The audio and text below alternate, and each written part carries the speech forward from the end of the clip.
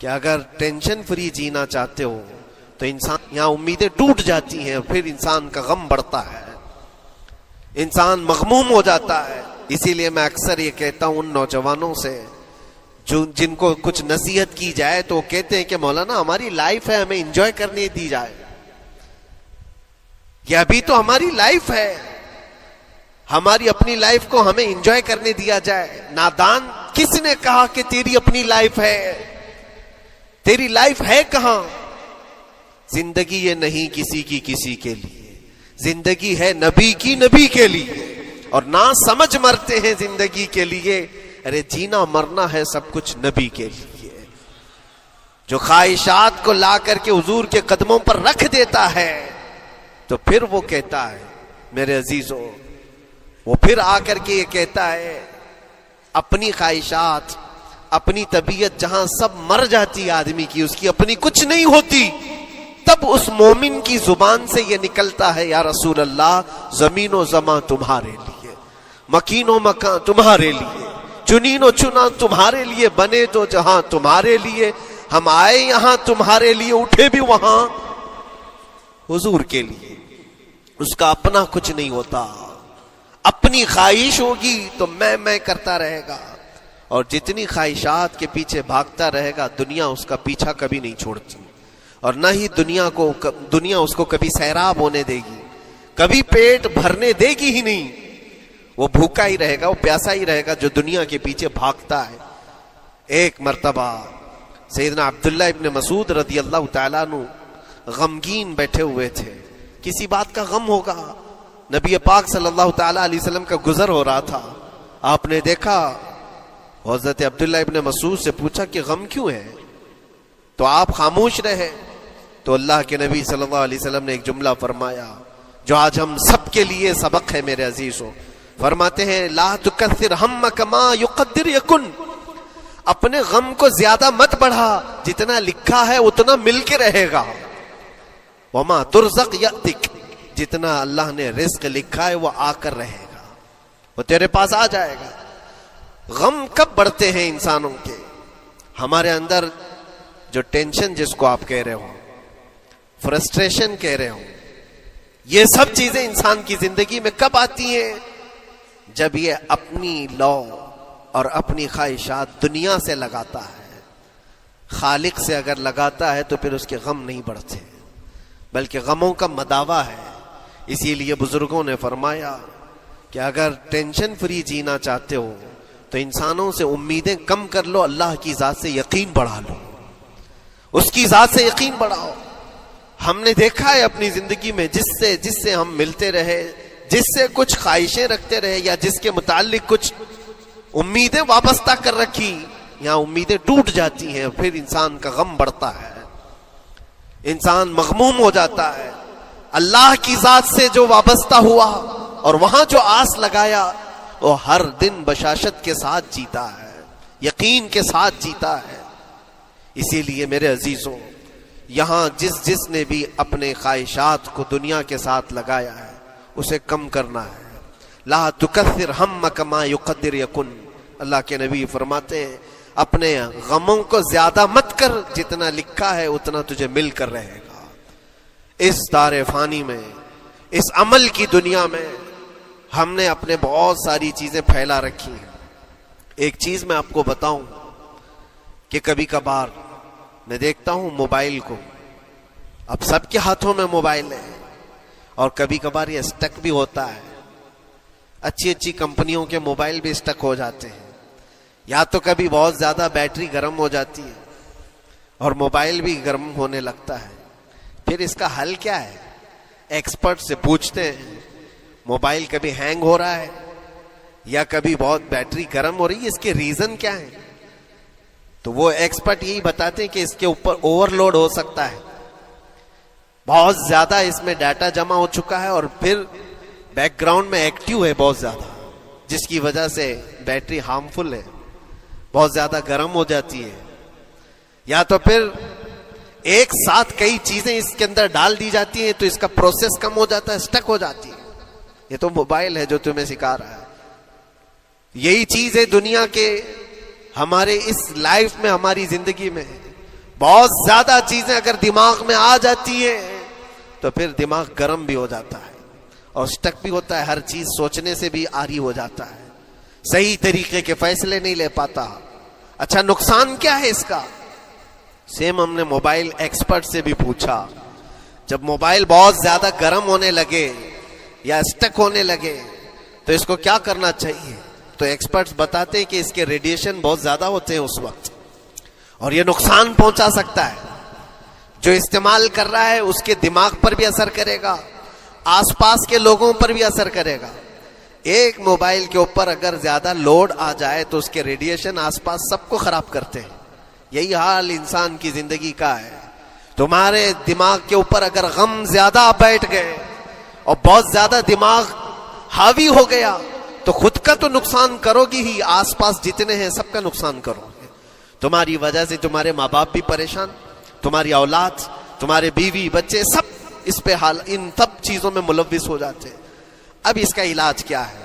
کہا گیا موبائل کو آف کر دو، ڈیٹا کم کر دو، اس کے اندر سے کچھ چیزیں ڈیلیٹ کر دو، پھر یہ اپنے نارمل حالت میں آ جائے گا۔ سیم آپ کے لیے بھی ہے، دماغ میں دنیا کے بہت سارے فطور بھرے ہو تو تھوڑی چیزیں ڈیلیٹ کر دو، تھوڑے دنوں کے لیے اپنی اس ایکٹیو لائف کو روک دو اور آ جاؤ اللہ کی بارگاہ میں اور آنکھ بند کر کے اس کی طرف لو لگاؤ، اس لیے کہ ہماری بیٹری جو چارج ہوگی وہ خالق کائنات سے ہی ہوگی، بنانے والا ہی بہتر جانتا ہے اس کی زندگی کس چیز سے چلتی ہے۔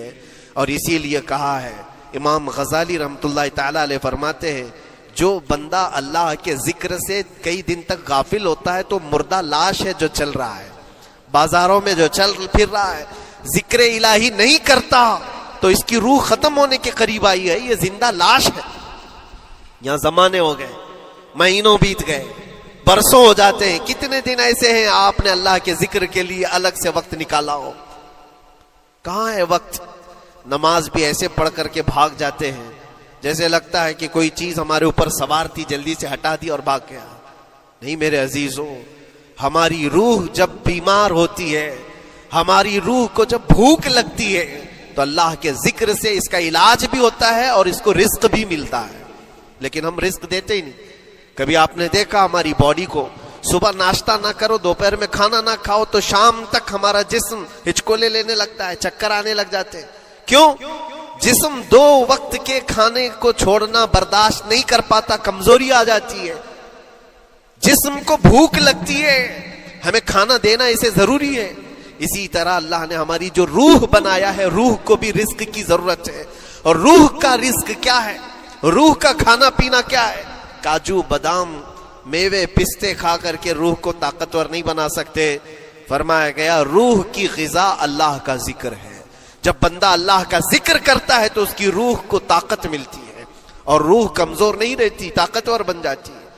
عزیزان گرامی وقار، پھر میں خلاصتاً یہ بات کہوں گا کہ ہم نے دنیا میں اتنی ساری چیزیں پھیلا لی ہیں، اتنے سارے، جس کی وجہ سے غموں کا بوجھ ہمارے دماغ پر طاری ہے، اور ایک وقت وہ آئے گا جب ساری چیزیں چھوڑ کر کے فوراً بھاگنا پڑے گا، نکلنا پڑے گا۔ کچھ لوگوں کے متعلق کہا گیا ہے کہ روح نکلنے کے وقت اس کو بہت تکلیف ہوتی ہے، سب کے لیے نہیں۔ کچھ ایسے لوگ ہیں جن کی روح نکلنے کے وقت درد زیادہ ہوتا ہے، تکلیف زیادہ ہوتی ہے مرنے کے وقت۔ پوچھا گیا کیوں؟ کہا کہ یہ روح جو ہے اس کی ساری بنائی ہوئی چیزوں میں اٹکی ہوئی ہے، اس کی اولاد میں بھی ہے، اس کے مال میں بھی لگی ہوئی ہے، اس کے گھر میں بھی لگی ہوئی ہے، اس کے جائیداد میں بھی لگی ہوئی ہے۔ روح جب نکل رہی ہوتی ہے ان سب چیزوں سے بھی نکل رہی ہے، جہاں جہاں اس کی خواہشات لگی ہوئی تھی سب جگہ سے کھینچا جا رہا ہے، تو درد بڑھتا چلا جاتا ہے، تکلیف بڑھتی چلی جاتی ہے، اور پھر وہ جب دیکھ رہا ہوتا ہے خالی ہاتھ جا رہا ہو، تکلیف زیادہ ہوتی۔ اسی لیے میرے عزیز و اللہ کے نبی صلی اللہ تعالی علیہ وسلم کا جب آخری وقت آیا، آپ کے وصال کا وقت آیا، حضور نے اپنی بیویوں کو بلایا، ازواج مطہرات کو بلایا اور پوچھا کہ کس کے پاس کتنا سونا ہے، کتنا زیور ہے۔ ازواج مطہرات نے کہا میرے پاس اتنا ہے، ان کے پاس اتنا ہے۔ سب نے اپنے چاندی سونے کے زیورات لا کر پیش کر دیا۔ حضور پاک صلی اللہ علیہ وسلم نے فرمایا اے میری بیویوں، اے میری ازواج، اگر تم چاہو تو یہ سب اللہ کی راہ میں خیرات کر دو، اللہ کی راہ میں اس کو وقف کر دو، خیرات کر دو۔ بیویوں نے پوچھا یا رسول اللہ صلی اللہ علیہ وسلم کیا آج سے سونا چاندی پہننا حرام ہو گیا ہے؟ کیا ہمارے لیے ناجائز ہو گیا ہے؟ نبی پاک صلی اللہ علیہ وسلم نے فرمایا نہیں، زینت تو تمہارے ہی لیے ہے، سونا اور چاندی تمہارے لیے ہے، حرام نہیں ہے، ناجائز نہیں ہے، لیکن میں دیکھ رہا ہوں میری زندگی کا آخری وقت آ گیا، میں رب ذوالجلال کی بارگاہ میں جانے والا ہوں، میں یہ چاہتا ہوں کہ اس حال میں دنیا سے جاؤں کہ میرے گھر میں سونا چاندی کا کوئی ٹکڑا پڑا ہوا نہ ہو اور اللہ کی بارگاہ میں فقیر اٹھایا جاؤ۔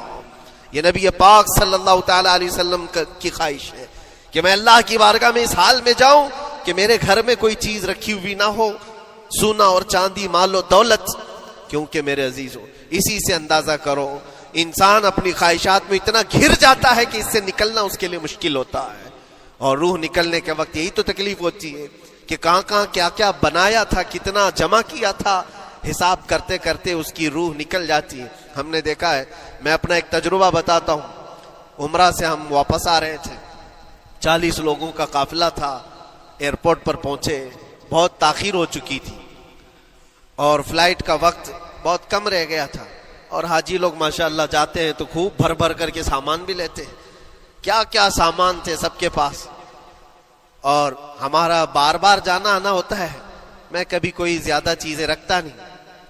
ہم تو آگے نکلے، گروپ پورا تھا اور سارے لوگ سامان لے کر کھڑے تھے، وقت گزرتا گیا، فلائٹ جہاں چیک ان ہو رہا تھا سامان، انہوں نے کہا کہ 25 کلو سے زیادہ کا الاؤڈ نہیں ہے، اور یہاں 40 کلو لے کر بیٹھے ہوئے تھے، میرا تو تھوڑا سا لے لے، تیرا تو تھوڑا سا لے لے، ایک دوسرے کو پیش کر رہے ہیں۔ 3-4 لوگوں نے تو مجھے پکڑایا کہ آپ کے پاس سامان کم ہے مفتی صاحب، آپ تھوڑا سا ہمارا لے لو، جس کا لے سکتے تھے لے لیا۔ پھر اس کے بعد 1 گھنٹے سے کم ٹائم بچا تھا، انہوں نے کاؤنٹر کلوز کر دیا۔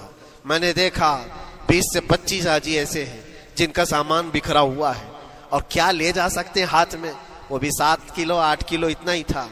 ان کی خواہشات میں دیکھ رہا تھا، کوئی مسلح اٹھاتا ہے، کوئی کھجور اٹھاتا ہے، کوئی کہتا ہے نہیں میرے بچوں کے لیے کھلونے لیا تھا اس کو لے لیتا ہوں، وہ لے لو تو مسلح چھوڑنا پڑتا ہے، یہ لے لو تو کھجور چھوڑنا پڑ جاتا ہے۔ کسی نہ کسی طرح سے وہ لوگ آخری وقت 2-4 چیزیں لے کر کے نکل رہے تھے، اور بکھرا ہوا پورا سامان ایئرپورٹ پر ایسے ہی موجود تھا، 1-2 کلو نہیں، کتنے کلو کا سامان چھوڑ کر کے یوں ہی آنا پڑا۔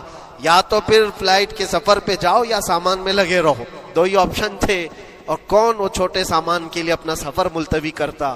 واپس آئے، حسرت بھری نگاہوں سے دیکھتے رہے اپنے سامان کو، اور پھر اندر آ کر جب بیٹھے میرے ذہن میں یہ بات گونجنے لگی، یہی حالت ہوتی ہوگی جب انسان دنیا سے جا رہا ہوتا ہے، جب یہاں سے رخصتی کا وقت آتا ہے اور ملک الموت سر پر آ کر کھڑا ہو جاتا ہے، روح نکلنے کے لیے بھی تھوڑا سا وقت باقی ہے، بس منٹوں میں بھی نہیں رہ گیا، جب اس کو نظر آتا ہے اب یہ سوچتا ہے اتنی نمازیں باقی رہ گئی، اتنی زکوٰۃ بھی رہ گئی، حج بھی تھا، اور بھی کچھ چیزیں کسی کے دینے کے باقی تھے، قرضے بھی تھے، کس چیز کی نصیحت کروں، کس چیز کی وصیت کروں؟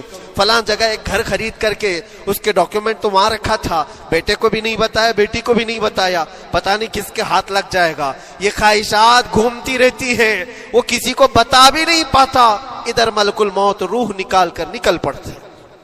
یہ انسان کی شارٹ لائف ہے، مختصر سی زندگی ہے، جہاں یہ خواہشات دھری کی دھری رہ جاتی ہیں۔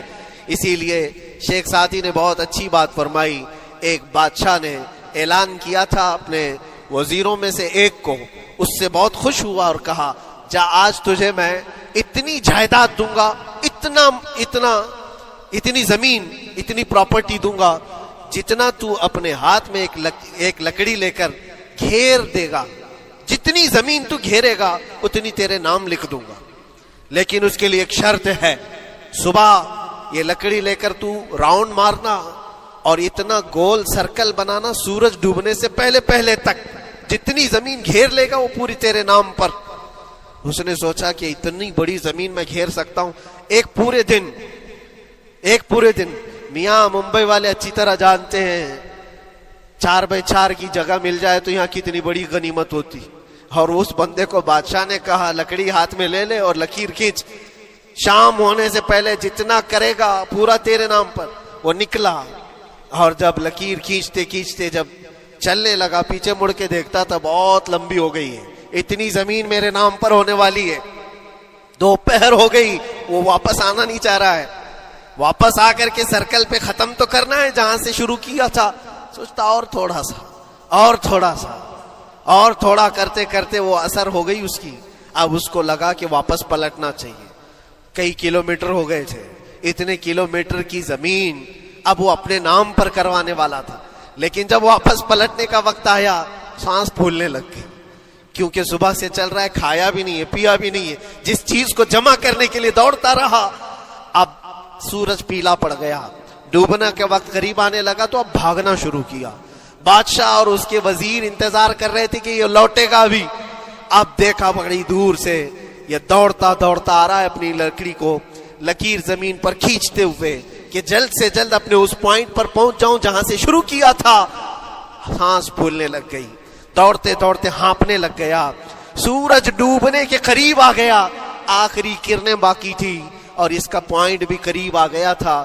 دوڑتے دوڑتے کسی طرح سورج غروب ہونے سے پہلے پہنچ گیا وہاں پر, لیکن کثرت سے بھاگنے کی وجہ سے ٹھوکر کھا کر کے گر گیا اور اپنے اس پوائنٹ پر لکڑی لا کر کے جمع کر دیا. بہت بڑا سرکل, بہت بڑی لکیر کھینچا تھا, لیکن ایسا گرا کہ دوبارہ اٹھ نہیں سکا. جب سپاہی اٹھانے کو آئے تو اس کی موت ہو چکی تھی, اس کی روح نکل چکی تھی. اتنا دوڑا تھا اس کی روح نکل گئی. بادشاہ نے کہا اس نے صبح سے لے کر شام تک اپنے نام جائیداد کرنے کے لیے اتنی دوڑ لگائی, بہت لمبی لکیر کھینچا, اتنی بڑی پراپرٹیز کے نام پر ہوتی, لیکن عقل مند دانشور تھا بادشاہ. اس نے کہا جہاں یہ گرا ہے وہیں اس کو دفن کرو. اور اس کے بعد اس کی قبر پر لکھا گیا تھا کہ اس کو ضرورت اتنے 2 گز زمین کی تھی, دوڑتا کتنا لمبا رہا, صبح سے شام تک اتنی لمبی لکیر کھینچ لیا, لیکن سونے کے لیے اس کو جو جگہ چاہیے تھی وہ بس اتنی ہی سی تھی, وہ 6 فٹ کی جگہ.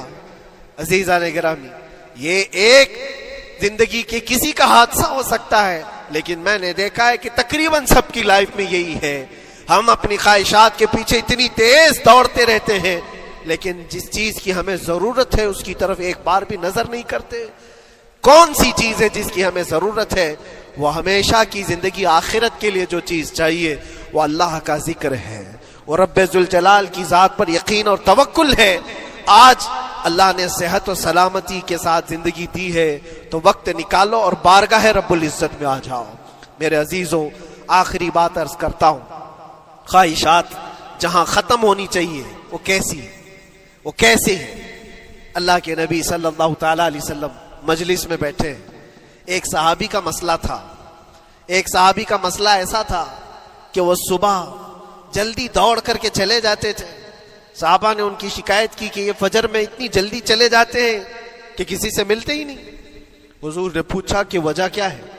ان سے پوچھا گیا تو انہوں نے کہا یا رسول اللہ صلی اللہ علیہ وسلم, میرا گھر ایک یہودی کے گھر سے لگا ہوا ہے, اور یہودی کے گھر پہ ایک کھجور کا درخت ہے جس کی شاخیں میری آنگن میں بھی آتی ہیں, اور پکی کھجوریں صبح صبح میرے آنگن میں گر جاتی ہیں.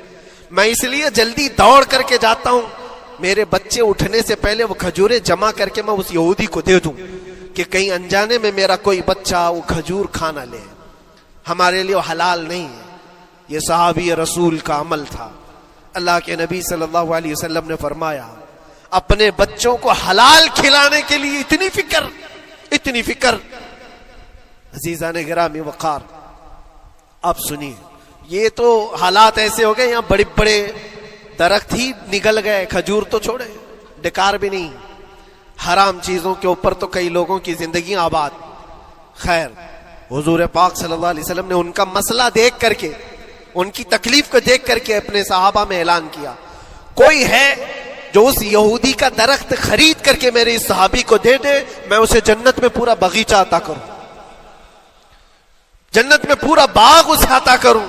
صحابہ ظاہر سی بات ہے ایک بار حضور نے فرمایا تو پھر اس کو حاصل کرنے کے لیے ایسی دوڑ لگتی تھی, سب گئے میں حاصل کر لوں, میں حاصل کر لوں.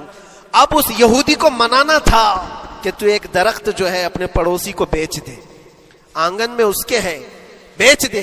اب اس کو لگا کہ ان لوگوں کی ضرورت ہے, مجبوری ہے, تو وہ بھی اکڑ کر بیٹھا کہ مجھے بیچنا نہیں, مجھے دینا نہیں. اب سنیے میرے عزیزوں, مدینے میں ایک صحابی ہیں ابو دحداح. اللہ اکبر, کبھی میں پڑھتا ہوں تو حیرت ہوتی ہے. ابو دحداح مدینے کے اس صحابی کا نام ہے جن کا باغیچہ پورے مدینے میں سب سے مشہور ہے. ان کی کھجوریں سب سے مہنگی کھجوریں. اوالی مدینہ آج بھی مشہور ہے, جہاں کی اجوا کھجوریں بہت پسند کی جاتی ہیں. ابو دحداح کا باغیچہ بنا ہوا تھا, بڑا خوبصورت تھا. لوگ مثال دیتے تھے, تعریفیں کیا کرتے تھے, ابو دحداح کا باغیچہ مدینے میں سب سے قیمتی باغیچہ ہے. ابو دحداح حضور کی بارگاہ میں آتے ہیں, کہتے یا رسول اللہ صلی اللہ علیہ وسلم, اگر میں اس ایک درخت کو خرید کر کے وقف کر دوں تو کیا میرے آقا مجھے بھی ملے گا جنت میں؟ اللہ کے نبی نے فرمایا جو میں نے وعدہ کیا ہے وہ تجھے بھی عطا کیا جائے گا. ابو دحداح کہتے ہیں اس یہودی کے پاس سیدھے آتے, کہا کہ تو ایک درخت بیچ دے گا, بدلے میں میں تجھے بہت اچھی قیمت دیتا ہوں. اس نے کہا کیا دو گے؟ کہا مدینے میں ابو دحداح کا باغیچہ تمہیں پتا ہے؟ اس نے کہا ہاں جانتا ہوں, نام بہت سنا ہوا ہے. کہا وہ پورا باغیچہ اس ایک درخت کے بدلے دے دیا جائے گا, ایک درخت کے بدلے دے دیا جائے گا. اس یہودی نے کہا کیا مذاق کر رہے ہو؟ یہ کیا مذاق ہے؟ میرے آنگن میں اگے ہوئے ایک درخت کی وجہ سے ابو دحداح کا اتنا قیمتی باغیچہ دے دیا جائے گا, یہ کیسے پاسبل ہے؟ اس صحابی نے کہا اللہ کے نبی کی بات ہے, ہم مذاق نہیں کرتے. ہمارے لیے وہ ایک باغیچہ کیا, ایسے 70 باغیچے ہوں, نبی پاک کی بات پر ہم سب عطا کر دیں, سب ہم وقف کر دیں. اس یہودی نے کہا کہ ان کی تو مت ماری گئی ہے مسلمانوں کی, یہ دیکھو اپنے نبی کی بات پر اتنا قیمتی باغیچہ مجھے دینے کو تیار ہے. اور پھر اس نے سوچا سودا بھی تو اچھا ہی ہے, باغیچہ تو ملے گا ہی, لیکن جو میں درخت بیچ رہا ہوں یہ جائے گا کہاں؟ یہ بھی تو میرے آنگن میں ہی رہنے والا ہے. درخت اگر کوئی خرید لیا تو ایسا تو نہیں ہے کہ یہ درخت وہاں جائے گا, یہ تو میرے آنگن میں ہی ہے. سودا کر لیا.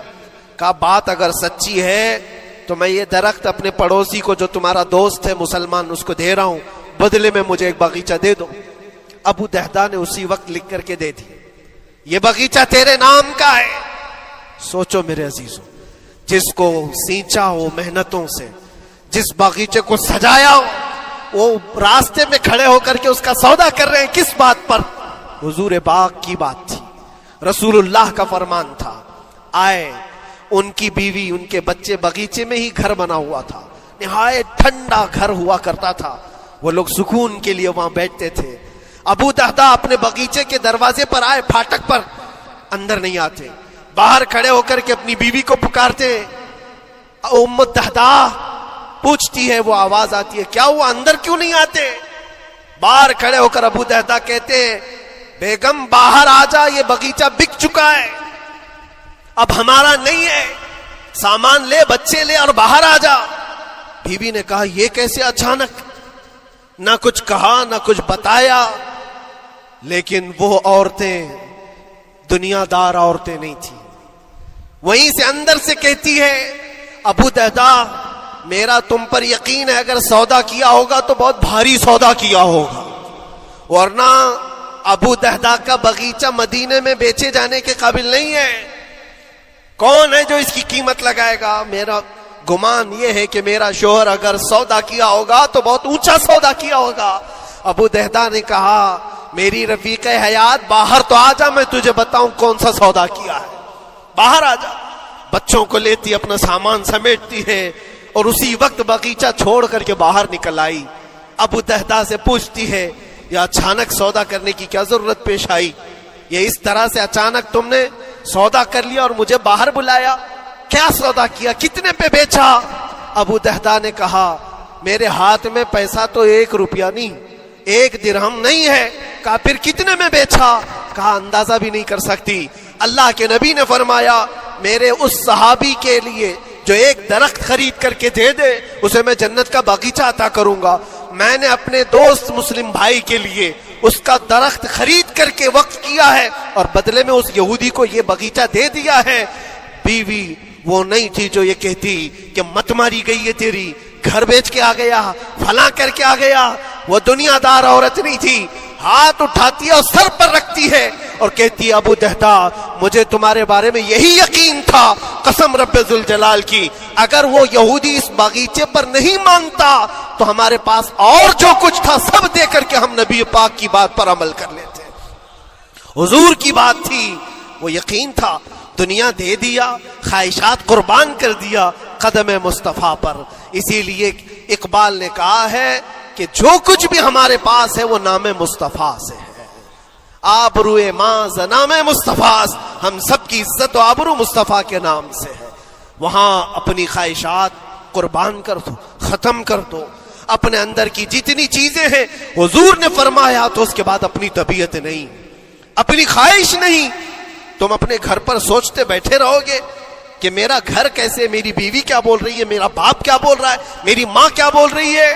نہیں، وہ صحابہ کی زندگی یہ تھی، دنیا کیا بول رہی ہے اس سے ہمیں مطلب نہیں، میرے مصطفیٰ کیا فرما رہے ہیں۔ اپنی خواہشات وہاں پر۔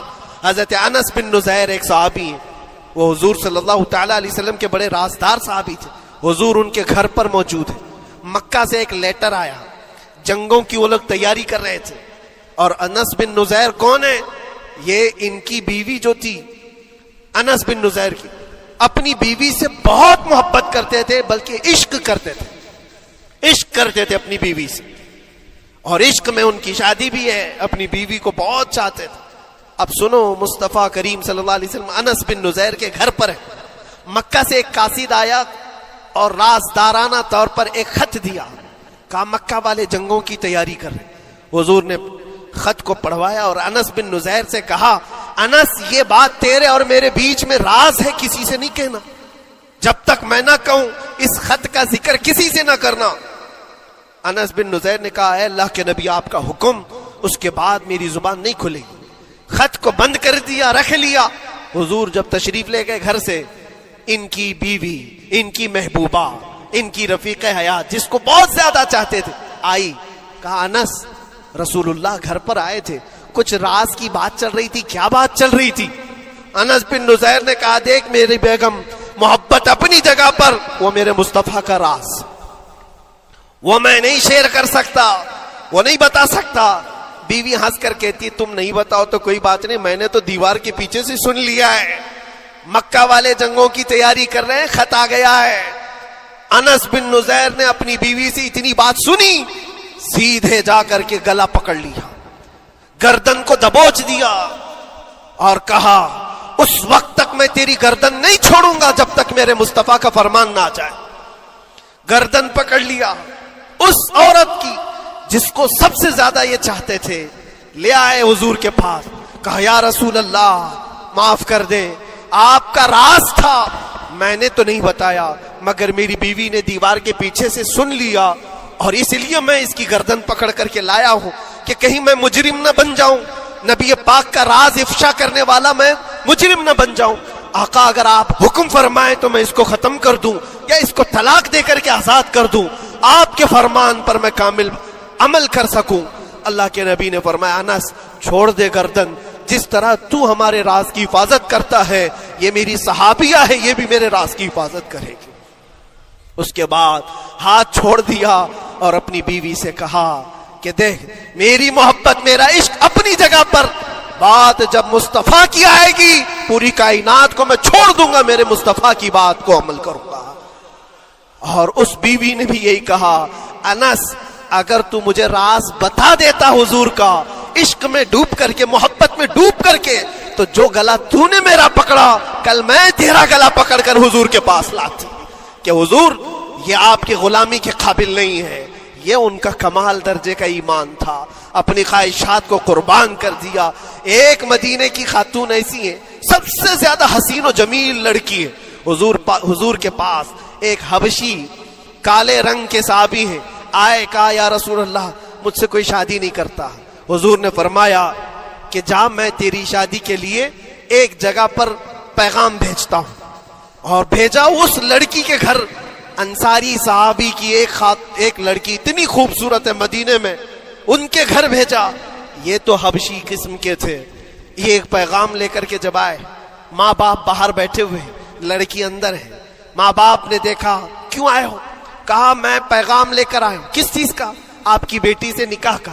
کس نے بھیجا؟ کہا اللہ کے رسول نے. ماں اور باپ ہے، شکل و صورت دیکھی اور ان کی حسینہ بیٹی. کہا ٹھیک ہے تم جاؤ واپس، ہم حضور سے بات کر لیں گے. اتنا ہی کہا، ٹال دیا ہوگا. وہ صحابی جو آئے تھے کالے رنگ کے، انہوں نے کہا یہ تو روز کی بات تھی، ہر جگہ ریجیکٹ ہوتا ہی تھا، میرے لیے تعجب کی بات نہیں تھی، میں تو واپس آیا حضور کے پاس. ہوا گھر میں کیا، اندر جوان لڑکی جو گھر میں موجود تھی بھر آئی. کہا ماں باپ سے پوچھتی ہے کہ اماں کون آیا تھا؟ کہا ایک نوجوان نکاح کا پیغام لے کر کے. اس خاتون نے کہا، لڑکی نے کہا آپ نے کیا کہا؟ کہا ہم بعد میں بات کر لیں گے. کہا آپ کو اندازہ نہیں آپ نے کتنی بڑی خطا کی ہے، اللہ کے نبی کا فرمان آیا تھا اور آپ نے ٹال دیا. میں تیار ہوں اس کے ساتھ نکاح کرنے کے لیے، نبی پاک کا حکم ہے. ماں باپ نے کہا بیٹا تو نے دیکھا ہے، بیٹا تو نے دیکھا جو پیغام لے کر کے آیا تھا وہ تیری میچنگ کا ہے یا نہیں، تو نے دیکھا؟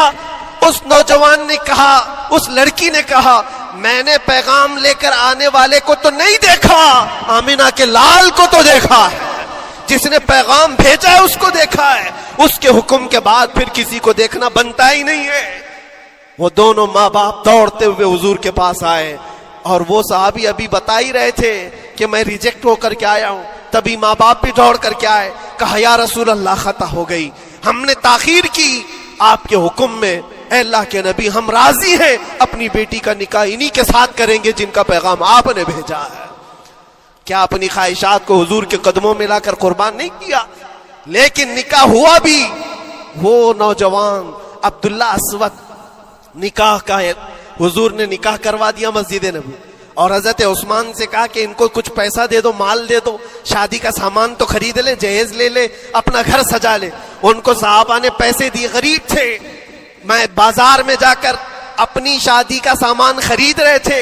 شام کے وقت اعلان ہو گیا مشرکین مکہ نے مدینے پر حملہ کیا ہے، اللہ کے نبی جہاد میں نکل رہے ہیں. یہ عبداللہ اسود جن کا نکاح مسجد میں ہوا اور رات کو سہاگ رات آج تھی، آج اپنے گھر دلہن لانے والے تھے، جو گھر سجانے کے لیے سامان خریدنا تھا جا کر کے گھوڑا خرید رہے، تلوار خرید رہے اور اس کے بعد جنگ میں استعمال ہونے والا سامان خرید رہے. سب پیسے خرچہ کر دیے جنگ کے استعمال کے. زیرہ خرید لی، وہ ٹوپی خرید لی لوہے کی، سب خرید کر کے سیدھے میدان جنگ میں آ گئے. صحابہ بھی پہچان نہیں رہے تھے، صحابہ بھی نہیں پہچان رہے تھے. وہ غریب صحابی کبھی گھوڑے پر نہیں بیٹھے، لیکن شادی کا پورا پیسہ یہ جنگ کے سامان میں لگا دیا. اور جب جنگ شروع ہوئی احد کی، میدان جنگ میں جب صحابہ لڑ رہے تھے، حضور پاک پوچھتے اپنے صحابہ سے، یہ ایک جوان ہے جو پورا چہرہ ڈھکا ہوا ہے، گھوڑے پر بیٹھا ہے، جوان مردی کے ساتھ لڑ رہا ہے، اے میرے صحابہ جانتے ہو کون ہے یہ؟ صحابہ غور سے دیکھتے اور کہتے یا رسول اللہ یہ مدینے کا نہیں لگتا، ہمارے آپس کا نہیں ہے، کہیں باہر سے آیا ہے. حضور نے فرمایا جا کے غور سے دیکھو، اس کی کالی کالی کوہنیوں سے میں پہچان رہا ہوں، وہ میرا عبداللہ اسود ہے. آج میں نے اس کو شادی کے لیے پیسے دیے تھے، وہ سارے پیسوں سے یہ جنگ کا سامان خرید کر کے لایا ہے. شام ہونے سے پہلے خبر آئی عبداللہ اسود کو ظالموں نے شہید کر دیا تھا، قتل کر دیا تھا اور وہ مٹی میں گرے ہوئے تھے. حضور خود چل کر کے آئے، عبداللہ اسود کے پاس آ کر کے بیٹھتے ہیں اور سر اٹھا کر کے اپنی گود میں رکھتے ہیں، چہرے سے دھول کو صاف کرتے ہیں اور پھر فرماتے ہیں اللہ کے کچھ بندے ایسے ہیں جو اللہ سے کیا ہوا وعدہ پورا کر کے دکھاتے ہیں. ساری دنیا ایک طرف، فرمان مصطفیٰ ایک طرف.